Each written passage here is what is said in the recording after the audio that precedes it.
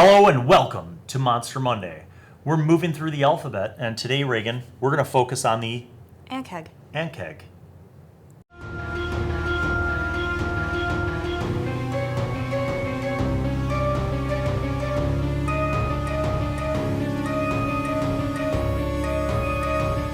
All right, the Ankeg is a familiar monster. It's been around for a long time. I'd say so. When I say monster, it really is a monster. You know, there are different classifications. Like a wolf is not a monster, it's a beast. Yes. Okay. This rug of smothering is a large construct. That's the type of thing that it is. This chimera is also a monstrosity. This centaur is a monstrosity.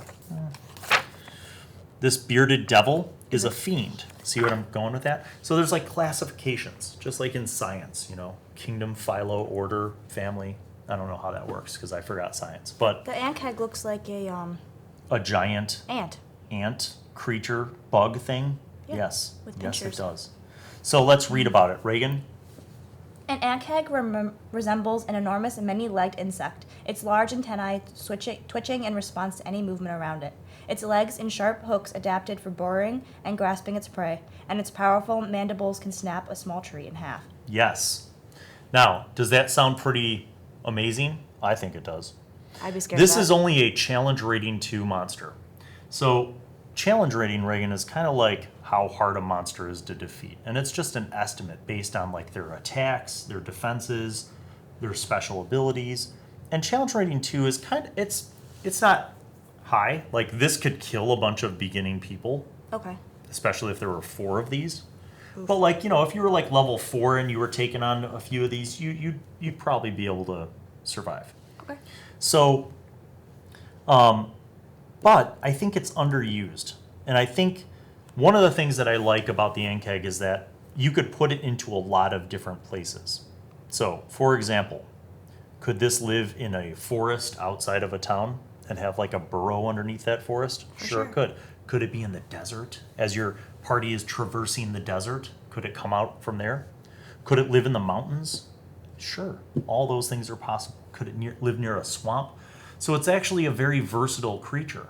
And if you want to throw something at your party that isn't like the common kobold, goblin, or orc, this might be something that you can throw into it. Let's read on. It tends to live with farmers. Yes, lurkers in the earth. The Ankeg uses its powerful mandibles to dig winding tunnels deep beneath the ground. When it hunts, an Ankeg burrows upward, waiting below the surface until its antennae detect movement from above. You know what that makes me think of? No, No? enlighten me. Like, you know when you, in summertime, how like if you look in your yard, you'll see those little like ant mounds? Ew. And the ants come out and they're like, eh. And then like when you're a kid, you pour like liquid in there just to see what happens and you like drown them out and then they're all like, ah, and they flee. Yeah. Okay, read on. Then it bursts from the earth and seizes prey in its mandibles, crushing and grinding while it secretes acidic. Digestive enzymes. These enzymes help dissolve a victim for easy swallowing, but the Ankeg can also squirt acid to take down foes. So that's pretty deadly, right? Yeah. Especially if you don't know what's coming. So sometimes in a D&D game, we have those periods of time where the party is going from one place to another. Maybe your party is leaving town to go on an expedition to find a ruined castle or some mountainous cavern or some hidden dungeon. But on the way, you have 2 choices. You can either kind of let them fast travel and be like, all right, you guys travel for about 2 days and nothing happens. Or you can create little adventures. Sometimes people refer to these as like side quests, you know. I like side quests. Yeah, so like as you're going, make your adventure continue. It keeps the pace of your story going, DMs. Okay. Let's continue. Bane of field and forest. Although Ankegs receive a certain portion of their nutrients from the soil through which they burrow, they must supplement their diet with fresh meat. Pastures teeming with grazing livestock and forests rife with game are an Ankeg's prime hunting grounds. Ankegs are thus the bane of farmers and rangers everywhere. Okay, so we're talking about ways to use the monster. Just reading the description is not what we do on Monster Monday. Now we're going to brainstorm some ways. So pretend you're a DM, Reagan. What's a way that you could create a little storyline side quest to include the Ankheg based on this last paragraph that you have about farmers? Well, you could say you're traveling through a farm village Yep. and you see several citizens being sucked underground and you go to investigate. Yeah. Or maybe the citizens themselves haven't been sucked underground. Maybe you get there and like you see fields for pasture and fences and stuff, but you don't see any cows. And then when you're talking to the locals, they're like, "Yeah, it's been a strange mystery.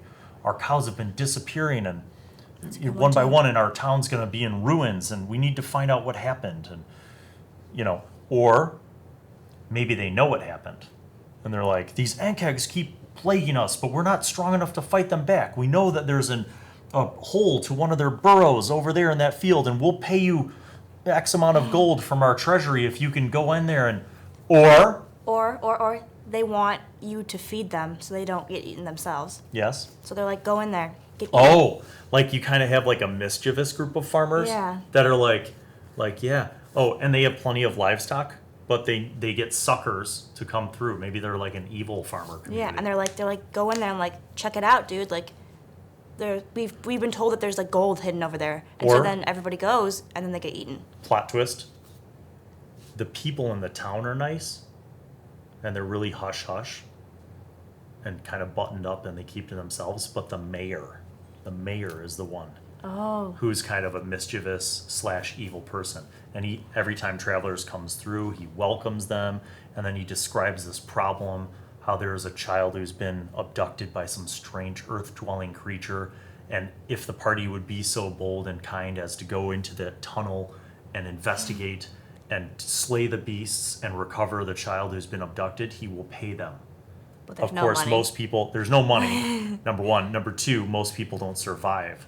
So the party goes down into the Ankheg's lair, and they go through all these fights. They find no children, but they do find like cow bones and other human bones and humanoid bodies and bones that have been discarded. And then they figure out, that the mayor's like a dick. See? That was like 7 adventures that we just threw at you people. All right, continue. As Earth and it- tunnels. As it burrows through the earth, the Ankheg leaves a narrow, partially collapsed tunnel in its wake. In these tunnels, one might find the remnants of a molted Ankheg chitin, hatched Ankheg eggs, or the grisly remains of Ankheg victims, including coins or other treasures scattered along from the creature's attacks. Okay, so you know what that means? When they said like the egg sack thing, I'm thinking aliens. You ever see any of the aliens movies?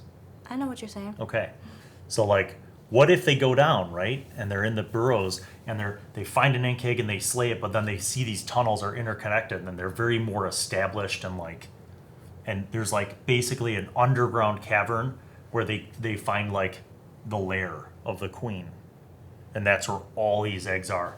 And the party just has to go into full on like Destroy them? But what yeah, if just the eggs firebolts. are made of acid, just like the... That's what I'm saying.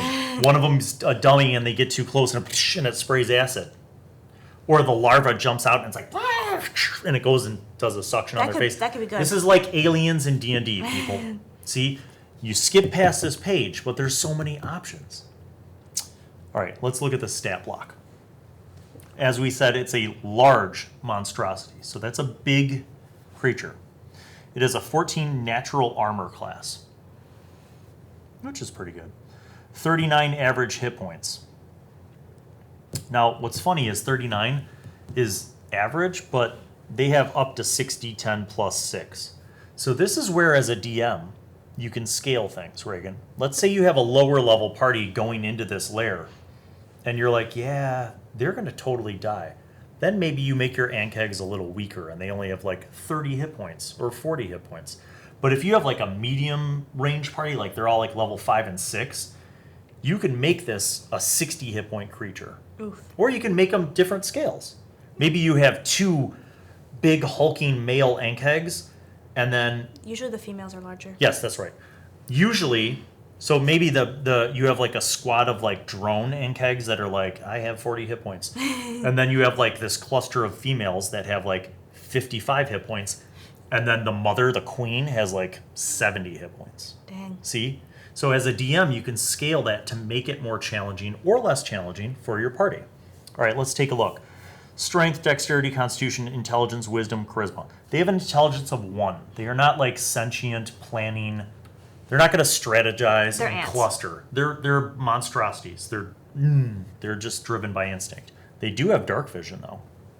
That could be dangerous. They also have tremor sense.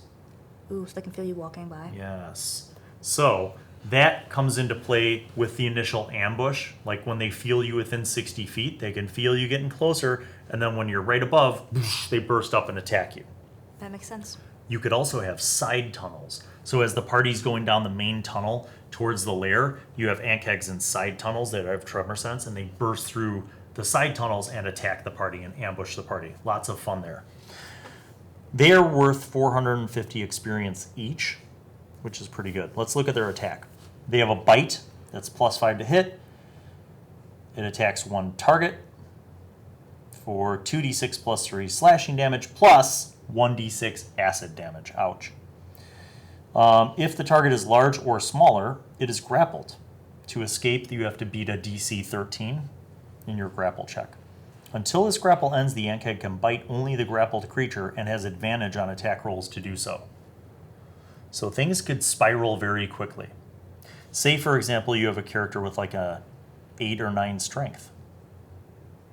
That character might have a hard time breaking free from a grapple. Read this part. This is powerful. Acid spray. The ant keg spits acid in a line that is 30 feet long and 5 feet wide. Provided that it has no creature grappled, each creature in that line must make a DC 13. Dexterity save. So it can shoot acid for a range of 30 feet. 3d6 acid damage on a failed save or half on a successful one. And that's a recharge of 6, which means if it wants to use acid spray next round, I have to roll a d6. If I roll a 6, it can do it. Otherwise, every round I have to re-roll to see if it can do it. Dang. So that's some powerful stuff for a very simple insectoid creature, but it can make for a lot of fun and a lot of cool little side quests. So hope you found this Monster Monday informative and indeed helpful, and we'll see you on the next one. Peace. Bye.